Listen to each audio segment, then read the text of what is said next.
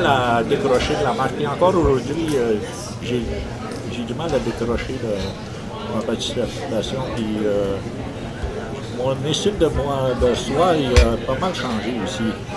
Je me sens bien. Après la marche, moi, ça m'a donné, là, j'ai commencé à voir les choses autrement. Je voyais un peu du noir, un peu avant la marche. Même que j'avais commencé à prendre la pression un peu, je tous les soirs.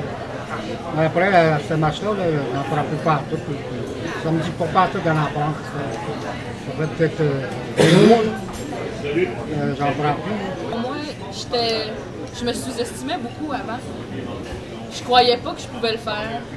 Je savais que je m'embarquais dans quelque chose de gros, mais je me disais, au pire, c'est pas grave si je réussis pas. Mais je me suis rendu compte que j'avais une force intérieure, que si j'ai été capable de marcher 200 km en 10 jours, ben, je suis capable de faire d'autres choses. Ça a comme réveillé plein de choses en dedans de moi. J'ai arrêté de fumer. Moi, j'aimerais ça recommander aux autres personnes. C'est un peu comme une thérapie, là, tu vois, là. Comme les affaires négatives que tu as, là, ça sort. D'une certaine façon, t'es plus positif après. Le moment le plus excitant que j'ai vécu, c'est quand on est arrivé à Picougan, gaz au nord. Là, toutes les émotions ont monté. Je pleurais, puis c'est pas parce que j'avais de la peine, j'étais fier de moi. J'étais content d'avoir accompli ce que j'ai accompli. OK, j'en ai fait des affaires dans la vie, j'en ai fait des thérapies. Puis, à un moment donné, quand tu marches, OK, on part en gang. Puis, à un moment donné, tu te retrouves toute seule. C'est là que tout ton vécu, tes sentiments, tes émotions, ils remontent. Des fois, c'est des sentiments, des émotions heureuses. Des fois, c'est pénible. Comme moi, j'ai vécu deux événements difficiles. J'ai failli lâcher. Physiquement, j'étais capable. Mais émotionnellement, j'étais capable. Il a fallu que je crie.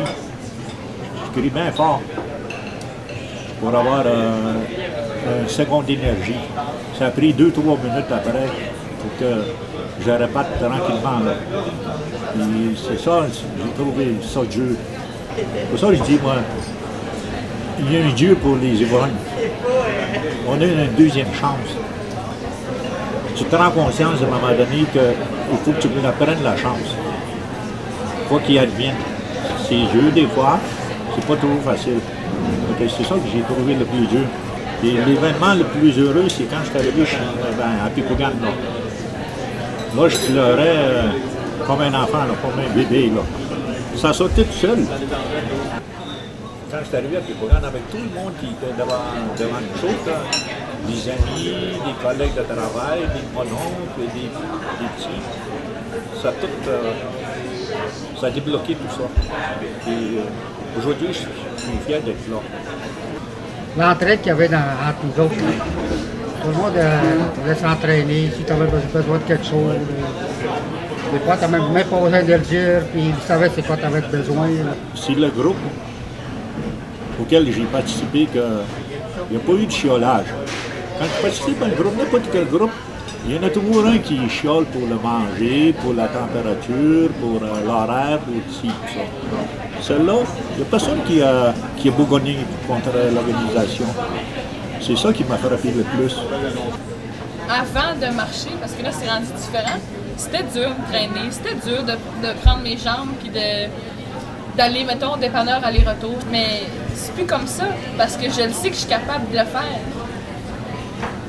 Fait, la première fois qu'on s'est fait laisser dans le bois, parce que c'est dans le bois, là, je me disais, oh mon Dieu, si je vais être capable de me rendre, d'un coup que je me fais mal, puis finalement, tout s'est bien passé. Puis aussi, il y a une journée où pendant qu'on marchait, Chantal elle a eu mal aux jambes parce que je marchais souvent avec Chantal. Elle disait qu'elle voulait prendre un break.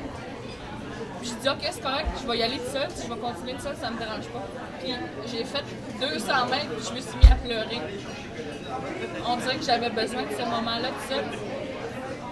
Puis je pensais pas vraiment à rien en particulier. On dirait que c'était vraiment juste des émotions qui leur faisaient surface.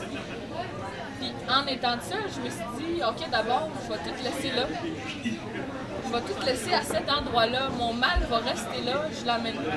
Tu sais, en tout cas, c'était comme bien significatif, on dirait. Puis quand on en avait fini de marcher, là, on arrivait au campement, il y avait une soupe qui nous attendait. La seule affaire qu'on avait à faire, c'est aller se changer parce qu'on était humide, puis d'avoir du linge sec, de s'en venir avec son bol, se servir, manger, laver son assiette, puis t'avais fini.